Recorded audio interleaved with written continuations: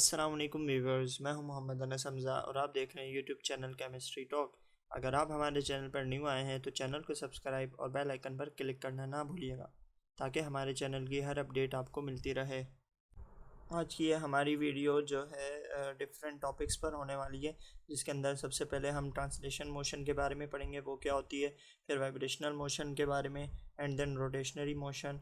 उसके बाद हम क्रोमोफोर के बारे में पढ़ेंगे और last but not the least types of spectra के बारे में स्टडी करेंगे। तो चलें शुरू करते हैं।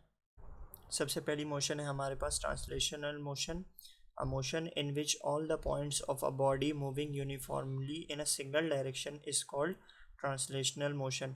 बेसिकली तमाम वो मोशन जिसके अंदर हमारी जो बॉडी है वो एक डायरेक्शन में मूव कर रही हो, उसको हम ट्रांसलेशनल मोशन कहते हैं।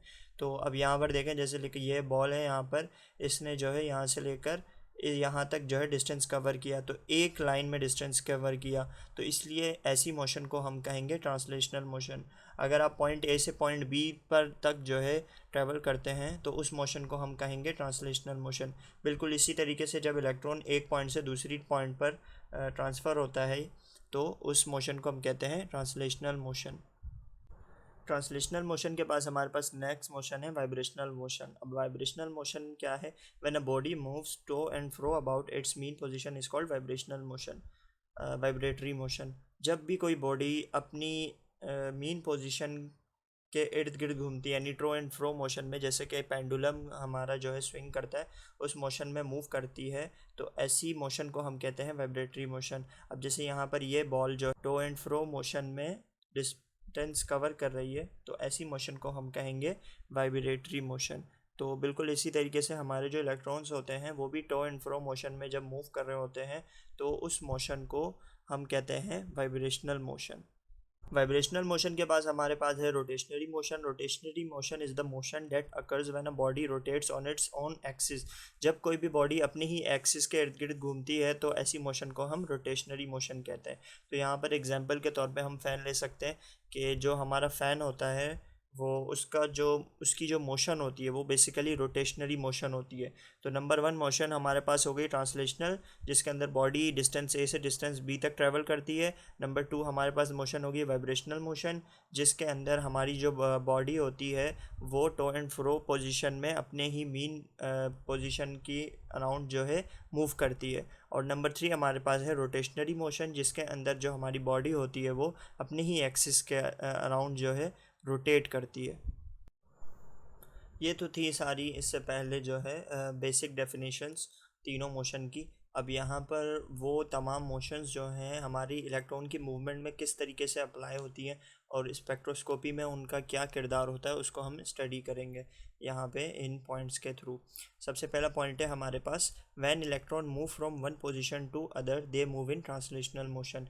ये बात जैसे हमने पिछली स्लाइड में डिस्कस की कि जब एक इलेक्ट्रॉन एक पोजीशन से दूसरी पोजीशन की तरफ मूव करता है तो उस मूवमेंट को हम कहते हैं ट्रांसलेशनल मोशन, यानी वो ट्रांसलेशनल मोशन में ही मूवमेंट करता है। आगे क्या लिखा हुआ है? When electron move from bonding to anti bonding electronic transition occurs. जब कोई भी इलेक्ट्रॉन हमारा बॉन्डिंग ऑर्बिटल से एंटी बॉन्डिंग ऑर्बिटल की तरफ ट्रांसफ़र होता है तो ऐसी ट्रांजिशन को हम कहते हैं इलेक्ट्रॉनिक ट्रांजिशन। याद रहे, इलेक्ट्रॉनिक ट्रांसलेशन जो होती है वो ट्रांसलेशनल मोशन में ही होती है। उसके बाद है हमारे पास the simple harmonic motion between two atoms or vibrational motion. जब दो एटम्स के दरमियान आपस में सिंपल हार्मोनिक मोशन होती है तो ऐसी मोशन को हम कहते हैं वाइब्रेशनल मोशन, यानी कि उन दोनों एटम्स के मीन पोजीशन पे क्या होती है, उन दोनों की मोशन होती है। उसके बाद हमारे पास अगला पॉइंट क्या लिखा हुआ है? Infrared does not have enough energy to transfer electron from ground to excited state.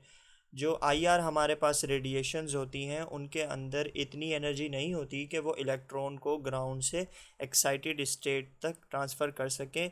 यही वजह है कि जब कोई भी एटम जो है या इलेक्ट्रॉन जो है आईआर रेज एब्जॉर्ब करता है तो वो बजाय इलेक्ट्रॉनिक ट्रांजिशन करने के वो वाइब्रेशनल मोशन जो है परफॉर्म करता है। आगे चल के हम नेक्स्ट स्लाइड में इसको फर्दर डिस्कस करेंगे। आगे लिखा हुआ है infrared spectroscopy is use to identify the functional group.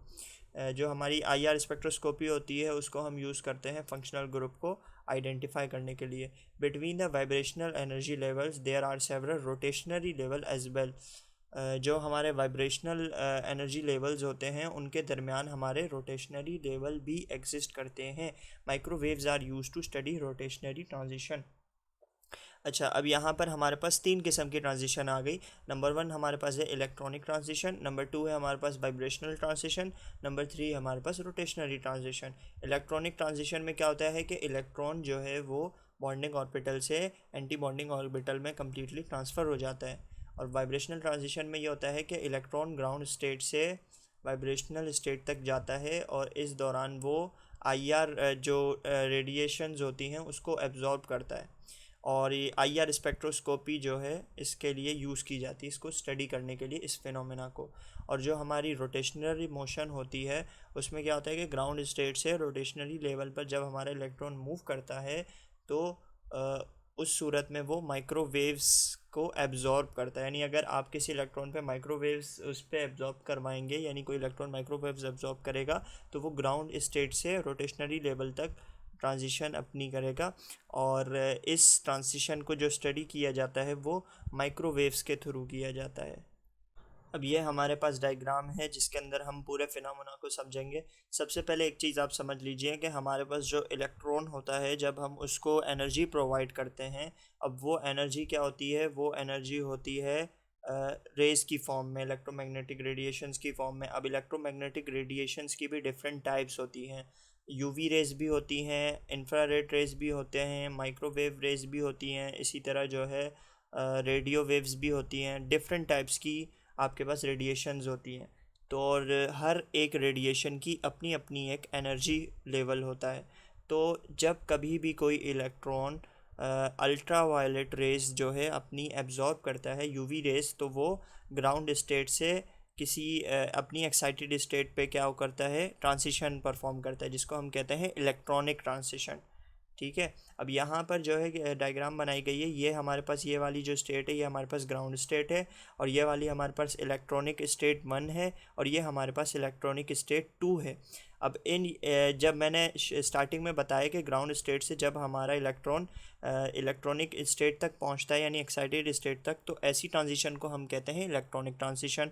और ये कब होती है, जब हमारा इलेक्ट्रॉन जो है वो यूवी रेज एब्जॉर्ब करता है। यूवी रेज को एब्जॉर्ब, क्योंकि उनकी एनर्जी ज़्यादा होती है, तो यही वजह है कि इतनी ज़्यादा जो है ये डिस्टेंस ट्रैवल कर लेता है, और ये ट्रांसलेशनल मोशन कहलाती है। ठीक है। फिर उसके बाद क्या होता है हमारे पास सेकंड, इसके बाद आती है हमारे पास वाइब्रेशनल मोशन। अब इन जो हमारे पास ये इलेक्ट्रॉनिक स्टेट्स हैं यहाँ पर, इनके दरमियान में हमारे पास होती हैं वाइब्रेशनल मोशन। ये वाली जो मेरे डॉटेड लाइंस हमने यहाँ से शो की हुई हैं, ये है हमारे वाइब्रेशनरी लेवल। सबसे पहले V0, फिर उसके बाद हमारे पास है V1, और फिर उसके बाद है हमारे पास V2। अब ये है वाइब्रेशनरी लेवल। जब हम कोई भी इलेक्ट्रॉन जब IR रेस को एब्जॉर्ब करता है, तो क्योंकि IR रेस की जो एनर्जी होती है वो यूवी रेस से कम होती है, तो यही वजह है कि IR रेज में हमारी जो ट्रांसिशन होती है वो ग्राउंड स्टेट से वाइब्रेशनली लेवल तक होती है, और इस मोशन को हम कहते हैं वाइब्रेशनल मोशन। यहाँ पर देखें, यहाँ पे इलेक्ट्रॉन जो है वो ग्राउंड स्टेट से मूव करके वाइब्रेशनल लेवल तक गया और उसने कोई ना कोई एनर्जी रिलीज़ की होगी, और वो जो एनर्जी उसने रिलीज़ की होगी उस लेवल से वापस आने के लिए उसको हम जो है IR स्पेक्ट्रोस्कोपी के थ्रू स्टडी करते हैं, और ये पता लगाते हैं कि जो हमारा कंपाउंड है उसके अंदर कौन सा फंक्शनल ग्रुप मौजूद है या नहीं। ये तो बात हो गई वाइब्रेशनरी लेवल्स की। इसके अलावा हमारे पास आते हैं रोटेशनरी लेवल्स। रोटेशनरी लेवल्स जो हैं वो वाइब्रेशनल लेवल के फर्दर अंदर होते हैं। सबसे पहले आते हैं हमारे पास इलेक्ट्रॉनिक लेवल्स, यानी इलेक्ट्रॉनिक ट्रांसिशन के लिए इलेक्ट्रॉनिक स्टेट्स आती हैं। फिर उसके बाद हमारे पास वाइब्रेशनल लेवल्स आते हैं। फिर वाइब्रेशनल लेवल्स के अंदर फर्दर हमारे पास रोटेशनल लेवल्स आते हैं। तो अब देखें यहाँ पे वाइब्रेशनल लेवल के अंदर जो है हमारे पास रोटेशनल लेवल है, ये R1 है, ये R2 है, इसी तरह यहाँ पे R1 R2 करके हमने शो किया हुआ है। तो रोटेशनल लेवल में क्या होता है कि जब आप किसी भी मॉलिक्यूल से माइक्रोवेव रेडिएशंस को पास करवाते हैं, तो क्योंकि माइक्रोवेव रेडिएशंस की एनर्जी जो है वो यूवी रेज और IR रेज से भी कम होती है, तो यही वजह है कि आपका जो इलेक्ट्रॉन होता है वो जो ट्रांसिशन उसकी होती है वो रोटेशनरी लेवल में होती है। और जब वो रोटेशनली लेवल में ट्रांसफ़र होता है तब जो है वो जिस मोशन को थ्रू वो काम हो रहा होता है उस मोशन को हम कहते हैं रोटेशनरी मोशन। और वहाँ तक क्योंकि वो स्टेबल नहीं होता इलेक्ट्रॉन, वो वापस स्टेबिलिटी गेन करने के लिए वापस अपनी ग्राउंड स्टेट यानी अपनी पोजीशन पर आता है। तो इस दौरान जो है वो इलेक्ट्रॉन जो है वो अपनी एनर्जी लूज़ करता है, और जो वो एनर्जी लूज़ करता है उसको हम फिर माइक्रोवेव के थ्रू स्टडी कर लेते हैं। तो हमारे पास यहाँ पे 3 फिनोमेना हो गए। नंबर 1 फिनोमेना में क्या होता है कि इलेक्ट्रॉन जो है, इलेक्ट्रॉन से जब मॉलिक्यूल से हमने यूवी रेस को पास किया तो उसने क्या किया, इलेक्ट्रॉन ने जंप किया और वो एक्साइटेड स्टेट पर पहुंच गया। एक्साइटेड स्टेट पे कुछ टाइम तक वो रहेगा, फिर उसके बाद वो स्टेबिलिटी गेन करने के लिए वापस अपनी ग्राउंड पोजीशन पे आएगा। जब इलेक्ट्रॉन वापस अपनी पोजीशन पर आ रहा होगा तो उस दौरान वो एनर्जी लूज़ करेगा, और उस एनर्जी को हम यूवी विजिबल स्पेक्ट्रोफोटोमीटर पर डिटरमाइन कर लेंगे, यानी पता लगा लेंगे कि हमारे पास कौन सा कंपाउंड था। अच्छा, अब दूसरी हमारे पास केस क्या है कि जब हमारी आईआर रेज अगर हम मॉलिक्यूल से पास करवाते हैं तो हमारा जो मॉलिक्यूल है वो ग्राउंड स्टेट से वाइब्रेशनल लेवल तक जाता है, और वाइब्रेशनली लेवल पर थोड़ी देर रहने के बाद वो वापस अपनी ग्राउंड स्टेट पे आता है। तो इस दौरान वो एनर्जी लूज़ करता है, और उस एनर्जी को हम आईआर स्पेक्ट्रोस्कोपी के थ्रू स्टडी कर लेते हैं। और फिर तीसरा केस है हमारे पास रोटेशनरी लेवल का, कि जिसके अंदर हमारा जो इलेक्ट्रॉन है वो ग्राउंड स्टेट से रोटेशनरी लेवल तक ट्रैवल करता है, और फिर उसके बाद वो वापस जब अपनी पोजीशन पर आता है तो वो एनर्जी लूज़ करता है, और उस एनर्जी को हम माइक्रोवेव स्पेक्ट्रोस्कोपी के थ्रू स्टडी कर लेते हैं। तो हमारी जो इलेक्ट्रॉनिक ट्रांजिशन होती है ये हमारी यूवी विजिबल में यूज़ होती है, और जो हमारी आईआर ट्रांजिशन होती है ये हमारी जो है फंक्शनल ग्रुप की डिटर्मिनेशन के लिए यूज़ की जाती है। और जो ये हमारी रेडियो वेव्स होती हैं, ये जो हमारी रोटेशनरी लेवल की ट्रांजिशन जो होती हैं ये हमारी माइक्रोवेव्स के अंदर स्टडी की जाती है। इसके बाद हमारे पास नेक्स्ट जो हेडिंग है वो है क्रोमोफोर की। तो क्रोमोफोर क्या है? Chromophore is a molecule which absorbs light at a particular wavelength and emits color as a result. Chromophores are commonly referred to as color molecules for this reason. अच्छा, तो chromophore basically क्या है? वो molecules जो कि light को absorb करते हैं किसी भी एक पार्टिकुलर वेवलेंथ पर, उन्हें हम क्रोमोफोर कहते हैं।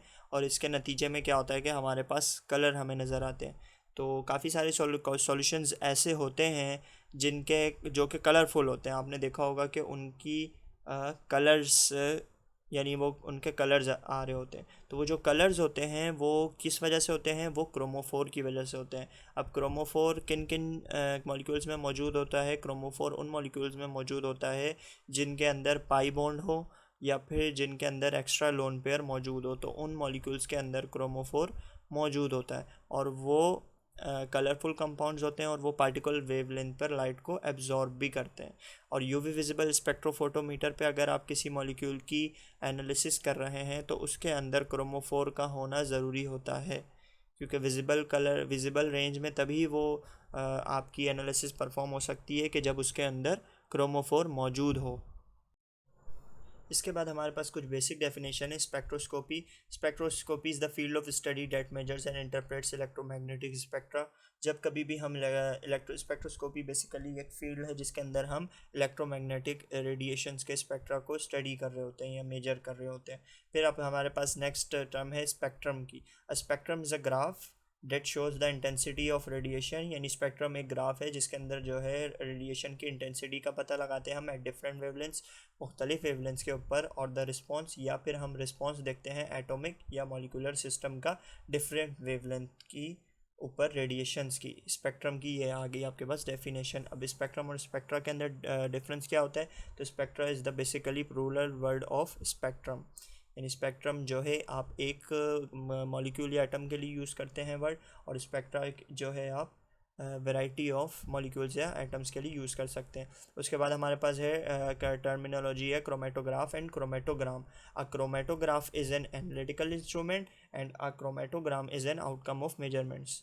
यानी जो आप इंस्ट्रूमेंट है जिसके ज़रिए आप एनालिसिस परफॉर्म कर रहे हैं उसको हम क्रोमेटोग्राफ कहते हैं, और उस एनालिसिस को परफॉर्म करने के बाद जो हमारे रिजल्ट्स आते हैं, यानी जो हमने एनालिसिस परफॉर्म की और मेजरमेंट हमें मिलती है, उसको हम क्रोमेटोग्राम कहते हैं। क्रोमेटोग्राम जो आपने अपनी पीक्स हमें जो HPLC के अंदर क्रोमेटोग्राफी करने के बाद जो हमें पीक्स मिलती है, जो रिजल्ट्स मिलती हैं, उनको हम क्रोमेटोग्राम कहते हैं। नेक्स्ट स्लाइड में हम जो है स्पेक्ट्रा को डिस्कस कर रहे हैं कि स्पेक्ट्रा की जो mainly two types of spectra होते हैं। एक होता है हमारे पास लाइन स्पेक्ट्रा, दूसरा होता है हमारे पास कंटिन्यूस स्पेक्ट्रा। लाइन स्पेक्ट्रा में क्या होता है कि जब एटम्स हमारे एक्साइटेड स्टेट पे जाते हैं, यानी वो एक सर्टेन वेवलेंथ पर क्या होते हैं, लाइट इमिट करते हैं। यानी आपका इलेक्ट्रॉन था, आपने उसको एनर्जी प्रोवाइड की, अब जब वो एनर्जी उसने प्रोवाइड की तो वो क्या हो गया, एक्साइटेड हो गया, यानी एक्साइटेड स्टेट पर पहुंच गया। एक्साइटेड स्टेट पर पहुंचने के बाद वो लाइट इमिट करेगा। लाइट क्यों इमिट करेगा, स्टेबल होने के लिए, वापस अपनी ग्राउंड स्टेट पे आने के लिए। तो जब वो लाइट इमिट करेगा एक सर्टेन वेवलेंथ पर, तो उससे क्या होगा, डिफरेंट कलर्स जो हैं प्रोड्यूस होंगे, और जो एमिटेड लाइट होगी वो हम एब्जॉर्व कर सकेंगे a series of a colour lines with dark spaces in between. This series of colour lines is called a line और एटॉमिक स्पेक्ट्रा। यानी जब वो उसकी जो line series of colour lines आएंगी, उसके अंदर क्या होगा, डार्क स्पेसेस मौजूद होंगे, और इस सीरीज़ ऑफ कलर लाइंस को हम कहेंगे लाइन या फिर atomic spectra. Each element produce a unique set of spectral line. Her element की अपनी अपनी एक यूनिक स्पेक्ट्रल लाइंस मौजूद होती हैं। Since no two elements emit the same spectral lines, कभी भी कोई दो एलिमेंट्स की एक जैसी स्पेक्ट्रल लाइन नहीं हो सकती। यही वजह है कि एलिमेंट्स को जो है उनके लाइन स्पेक्ट्रम के थ्रू डिफ्रेंशिएट किया जा सकता है या फिर आइडेंटिफाई किया जा सकता है। नेक्स्ट हमारे पास स्लाइड है कंटिन्यूस स्पेक्ट्रा की। तो कंटिन्यूस स्पेक्ट्रम में क्या होता है, continuous spectrum is a spectrum of light that includes a spectrum of all wavelengths of light. अब लाइन स्पेक्ट्रम में क्या हो रहा था कि लाइन स्पेक्ट्रम में एक सर्टेन वेवलेंथ पर हमें क्या मिल रही थी, लाइट मिल रही थी। लेकिन कंटिन्यूस स्पेक्ट्रम पे क्या होता है कि हमें तमाम वेवलेंथ्स के ऊपर लाइट मिलती है। यानी आपका इलेक्ट्रॉन जो है उसने एनर्जी एब्जॉर्ब की और वो एक्साइटेड स्टेट पे गया, और जब वो वापस आ रहा होता है अपनी ग्राउंड स्टेट पर स्टेबल होने के लिए, जब वो एनर्जी इमिट करता है, तो वो एक पूरी सीरीज ऑफ लाइट जो है ना प्रोड्यूस करता है। एट लाइन स्पेक्ट्रम में क्या होता है कि लाइन स्पेक्ट्रम में सर्टेन वेवलेंथ पे वो लाइन हमें जो है ना मिलती है, और कंटिन्यूस स्पेक्ट्रम में जो है वो सीरीज ऑफ जो है स्पेक्ट्रम हमें मिलता है, यानी वेवलेंथ की पूरी एक सीरीज़ मिलती है। फॉर एग्जांपल लाइन स्पेक्ट्रम में आपको जो है 25 नैनोमीटर पे जो है एक लाइट इमिट हो रही है, और एक 50 पे हो रही है, एक 60 पे हो रही है। लेकिन कंटिन्यूस स्पेक्ट्रम में क्या होगा कि 25 से लेकर 60 तक जितनी भी वेवलेंथ्स होंगी, तमाम वेवलेंथ्स पर लाइट इमिट अगर होगी, तो ऐसे स्पेक्ट्रा को हम कहेंगे कंटिन्यूस स्पेक्ट्रा। अब यहाँ पे कुछ पॉइंट्स हैं, ये भी मेन इंपॉर्टेंट पॉइंट्स हैं। When we study the spectra of molecule we take normal UV spectrophotometer to study. जब हम कभी भी एक मॉलिक्यूल का स्पेक्ट्रा को स्टडी कर रहे होते हैं तो उसके लिए हम यूवी स्पेक्ट्रोफोटोमीटर को प्रेफर करते हैं। Atoms show the line spectra because they don't have rotationary और वाइब्रेशनरी लेवल। अच्छा, अब यहाँ पर एक मेन इंपॉर्टेंट पॉइंट है, वो ये पॉइंट है कि जो एटॉमिक जो कि लाइन स्पेक्ट्रा होता है, जिसको हम एटॉमिक स्पेक्ट्रा भी कहते हैं, वो सिर्फ एटम्स का होता है। एटम्स यानी मोनोस्टेट में जो हमारे पास एलिमेंट्स मौजूद होते हैं उन्हें हम एटम्स कहते हैं। यानी अगर आप कार्बन की बात कर रहे हैं तो कार्बन एक एटम है। तो एटम, अगर कार्बन का हम जो है एनालिसिस परफॉर्म करते हैं यूवी स्पेक्ट्रोफोटोमीटर पे, तो उसका जो हमें स्पेक्ट्रा मिलेगा वो हमारा कहलाएगा लाइन स्पेक्ट्रा। और जो एटम्स होते हैं उनके अंदर रोटेशनरी और वाइब्रेशनरी लेवल्स नहीं मौजूद होते। यही वजह है कि उसमें सिर्फ इलेक्ट्रॉनिक ट्रांजिशन अकर होती है, और उसमें जो है एक सर्टेन वेवलेंथ पर हमें वो लाइट्स को एमिट किया करते हैं। तो अच्छा, अब यहाँ पर हमने ये बात कर ली एटम्स के लिए। तो मॉलिक्यूल्स के लिए क्या होता है कि मॉलिक्यूल्स के अंदर जो है रोटेशनरी लेवल और वाइब्रेशनरी लेवल मौजूद होते हैं, और मॉलिक्यूल्स के लिए जो हमारा स्पेक्ट्रा आता है वो कंटिन्यूस स्पेक्ट्रा आता है। एटम्स के लिए हम एटॉमिक स्पेक्ट्रा हमारा आता है, और मॉलिक्यूल्स के लिए कंटिन्यूस स्पेक्ट्रा आता है। आगे क्या लिखा हुआ है, atomic motion have only two types of motion. Atomic motion में सिर्फ दो किस्म की मोशन हो सकती है, एक number 1 translational motion, number 2 electronic excitation motion. जैसा कि मैंने अभी बताया कि एटॉमिक जो हमारे पास एटम्स होते हैं उनके अंदर हमारे पास रोटेशनरी और वाइब्रेशनरी लेवल नहीं होते हैं। यही वजह है कि उसमें सिर्फ मोशन क्या होती है, दो टाइप्स की मोशन होती है, एक होती है ट्रांसलेशनल, दूसरी होती है इलेक्ट्रॉनिक। लेकिन अगर हम मॉलिक्यूल्स की बात करें तो मॉलिक्यूल्स में क्योंकि रोटेशनरी और वाइब्रेशनरी लेवल्स होते हैं, तो यही वजह है कि वहाँ पे जो हमारी मोशन होती है वो या तो वाइब्रेशनरी भी हो सकती है, रोटेशनरी भी हो सकती है, उसके अलावा इलेक्ट्रॉनिक भी हो सकती है। और उसके नतीजे में जो हमें स्पेक्ट्रम मिलता है वो कौन सा मिलता है, कंटीन्यूअस। और एटम्स की एनालिसिस करने के बाद जो हमें स्पेक्ट्रम मिलता है वो कौन सा मिलता है, एटॉमिक स्पेक्ट्रा। अब आगे क्या लिखा हुआ है, we can find out the atom by the characteristics of wavelength. हम क्या कहें, हम एटम को, जैसे पिछली स्लाइड में हमने बात की थी आइडेंटिफिकेशन के लिए हम एटॉमिक स्पेक्ट्रा का यूज़ करते हैं, तो इसी तरीके से हम एटम को भी मालूम कर सकते हैं उसकी वेवलेंथ की कैरेक्टरिस्टिक्स को देखते हुए। अच्छा, अब यहाँ पर देखें, यहाँ पर हमने जो है तीनों स्पेक्ट्रम को शो कर दिया है कि कंटिन्यूस स्पेक्ट्रम, जैसे मैंने बताया था कि जब इलेक्ट्रॉन जो है लाइट को एब्जॉर्ब करता है और वापस वो अपनी ग्राउंड स्टेट पर आता है, तो वो मुख्तलिफ वे पूरी एक सीरीज़ ऑफ वेवलेंथ पे क्या है, लाइट को इमिट करता है। ठीक है, तो जब वो लाइट को इमिट करता है तो इस तरीके से हमें पूरा बैंड मिलता है कंटिन्यूस स्पेक्ट्रम का। और जो हमारे पास एटॉमिक स्पेक्ट्रा था, अब ये है एब्जॉर्प्शन स्पेक्ट्रम। एब्जॉर्प्शन स्पेक्ट्रम का मतलब ये है कि जब मॉलिक्यूल एनर्जी एब्जॉर्ब कर रहा है तब उसका क्या स्पेक्ट्रम आ रहा है, सॉरी मॉलिक्यूल नहीं, एटम, क्योंकि इसमें लाइंस आ रही है ना, तो ये जो है हमारे पास एटॉमिक स्पेक्ट्रा कहलाएगा। तो एब्जॉर्प्शन के लिए क्या होता है कि एब्जॉर्प्शन के लिए एक सर्टेन वेवलेंथ पर लाइट क्या हो रही है, एब्जॉर्ब हो रही है, ये कहलाता है हमारे पास एटॉमिक स्पेक्ट्रा। जब हमारे पास सीरीज़ ऑफ जो है वेवलेंथ के ऊपर लाइट इमिट या एब्जॉर्ब हो रही होगी तो ऐसा स्पेक्ट्रम हमारे पास कहलाएगा कंटीन्यूस स्पेक्ट्रम। और कंटीन्यूस स्पेक्ट्रम होता है किसके लिए, मॉलिक्यूल के लिए। लेकिन जब हमारी इस सर्टेन वेवलेंथ पर लाइट एब्जॉर्ब या इमिट होगी तो ऐसे स्पेक्ट्रम को हमें जो है वो कहलाता है लाइन स्पेक्ट्रा। और ये स्पेक्ट्रा होता है हमारे एटम्स के लिए। तो अब यहाँ पे देखें, एब्जॉर्प्शन स्पेक्ट्रम जो है, यानी जब इलेक्ट्रॉन ने एनर्जी को एब्जॉर्ब किया तो उसके नतीजे में क्या हुआ कि इन सर्टेन वेवलेंथ्स पे क्या हुआ, हमें लाइंस मिल गई। तो ये वाला जो स्पेक्ट्रम है ये है एटॉमिक स्पेक्ट्रा। जब वो इलेक्ट्रॉन जो है एक्साइटेड स्टेट पे पहुंच गया, फिर उसने कोई ना कोई अपनी एनर्जी रिलीज़ की होगी। तो जो वो उसने एनर्जी को रिलीज़ किया अपनी ग्राउंड स्टेट पे आने के लिए, तो उसके नतीजे में हमें कौन सा स्पेक्ट्रम मिला, एमिशन स्पेक्ट्रम। अब यहाँ पर भी देखें कि सब सेम वही चीज़ हुई कि उसने सर्टेन वेवलेंथ पर लाइट क्या की, एमिट की।